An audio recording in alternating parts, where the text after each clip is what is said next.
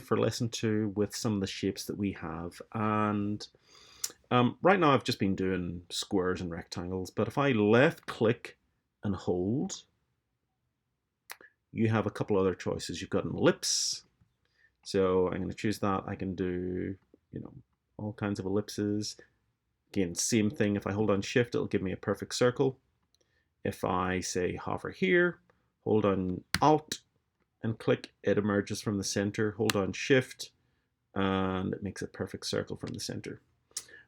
We also have the polygon tool. So this has a little more power. So I think the default is like 5 or 6 shapes, so it makes these hexagons. If you want to do more with this tool, what you can do is double click on it. So I've double clicked on that actual tool. Now when I click, it's not immediately going to let me draw. It's going to give me an option. It says how many sides do I want. So if I say type in 3 and hit OK, I can suddenly start making triangles. If I say double click on it again and click here, let's try 25 and see what happens. Well, it makes it almost like a circle. I mean, you can see if I zoom in Command plus, it's just got many sides, 25 sides. Let's see. We'll go into the star tool. Zoom out, Command minus. Again, you can do stars. They don't really distort. I'll show you how to distort those in a second. Hold on shift, and it just means that they don't rotate. Again, same as the previous tool. Double click on it, and then when I click here, it's going to ask me how many points I want. So if I say do 15, I get more starburst shapes. Okay, so this is getting a little busy. Is there anything else here?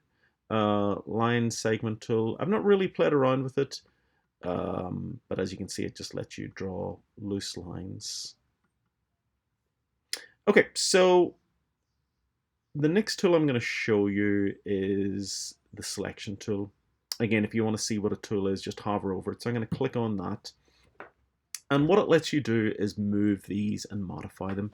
So say this tool here, I'm going to click on it. And where my mouse is really important. So if I say grab it in the center and move it, it should let me move it out.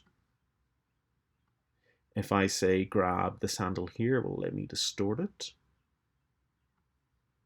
If I grab this handle here, it will let me scale it. Again, if I'm not holding down shift, it's going to distort. But if I hold down shift, then I can keep it. I can do what's called a proportional scale. So let me check my notes. I want to make sure, I want to keep these really short. And you know what? I'm going to stop there. Okay.